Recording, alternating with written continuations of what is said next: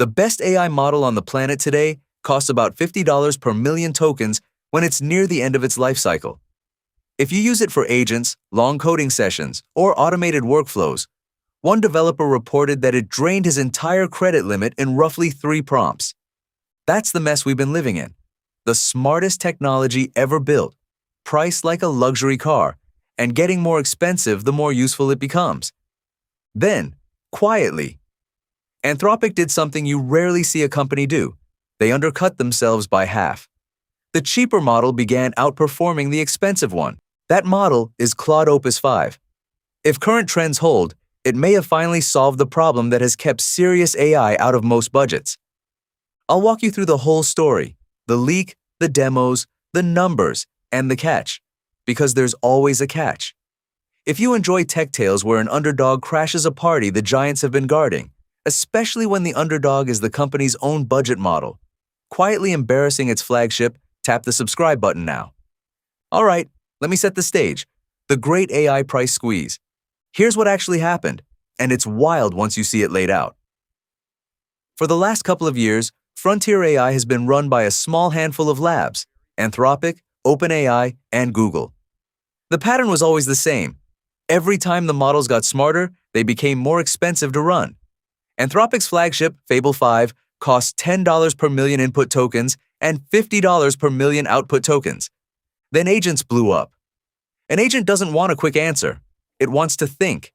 It doesn't ask a single question and stop. Instead, it runs a loop, reading, planning, calling a tool, checking its own work, and trying again. Each of those steps consumes tokens. A task that would have been a single prompt a year ago now burns thousands of reasoning tokens before delivering an answer.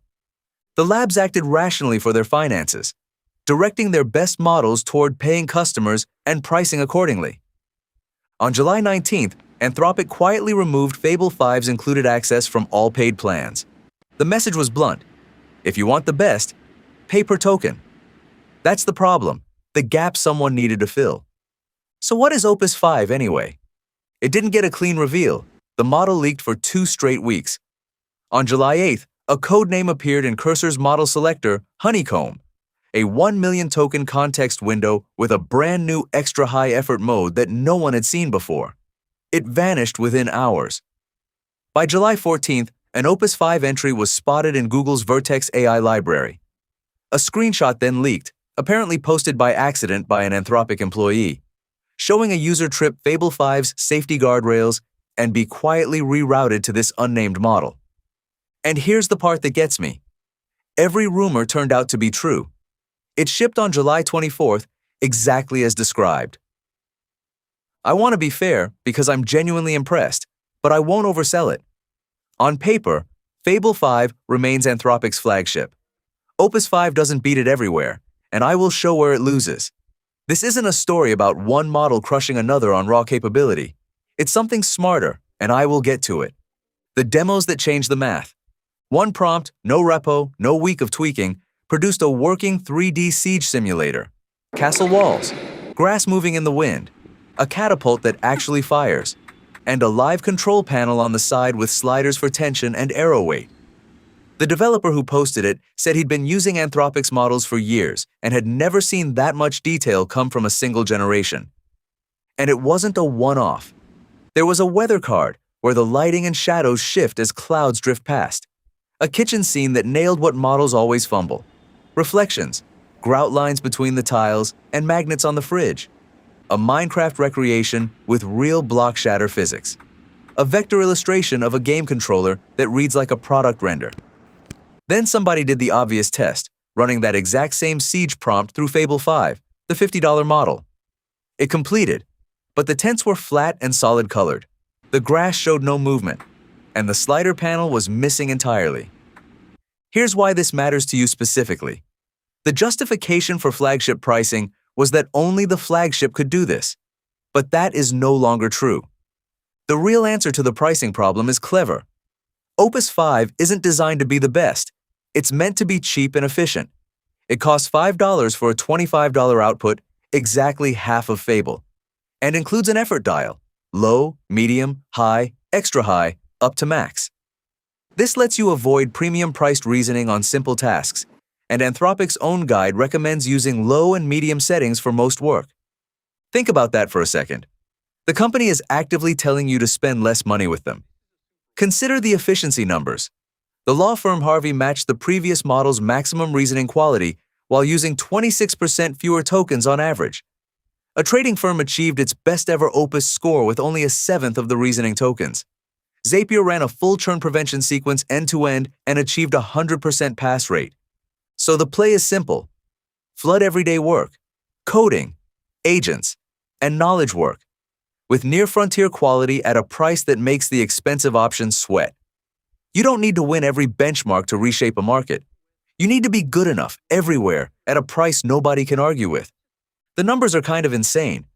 Just look at the scores. On the Agentic coding benchmark, Frontier Bench, Opus 5 hits 43.3%. Fable 5, the flagship model, lands at 33.7%. GPT 5.6 sits at 34.4%. The previous Opus scored 18.7%, more than doubling its predecessor in one release. On ARC AGI 3, a test built from problems the model cannot have memorized, Opus 5 lands around 30%, while GPT 5.6 scrapes under 8%, roughly 4 times lower. Notice who is missing from that chart. Fable 5 didn't post a score at all. On computer use, it beats Fable's best result at 1/3 the cost. On Cursor Bench, it comes within 0.5% of Fable while costing half as much. The key point: every chart in the deck shows cost on one axis, not just capability, but cost.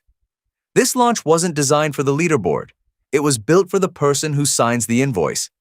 That's the part nobody should skip. Now the honest part, because I respect you too much to sell you a fairy tale. Opus 5 has mostly solved everyday problems. Great intelligence at a sane price for the work most people actually do.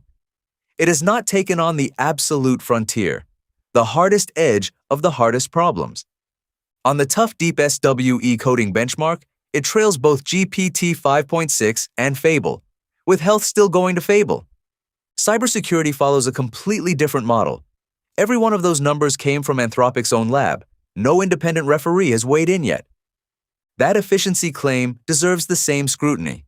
The last Opus upgrade quietly increased costs by 30 to 40% per task, despite flat sticker pricing, because it burned more tokens under the hood. Moreover, the launch data contain a genuinely odd result. On 2 benchmarks, it scores lower at max effort than at extra high effort, while costing more to run.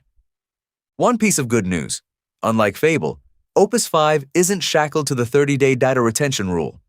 That rule is why ARC Prize refused to run verified evaluations on Fable. They weren't providing a private question set under those terms. Opus 5 clears that obstacle. So real. Independent scores arrive within days, and those are the ones truly worth waiting for. Here's the fair scorecard. On everyday intelligence, coding, agents, knowledge work, computer use, Opus 5 is truly the value king, and the price pressure it creates benefits any typical buyer. I genuinely believe we're witnessing the early chapters of the moment good AI stopped being a luxury and became a utility, and I want to keep tracking it alongside you as it unfolds. If this breakdown connected some dots for you, do me a quick favor and smash that like button. It honestly helps this channel more than you would ever guess. And go ahead and subscribe.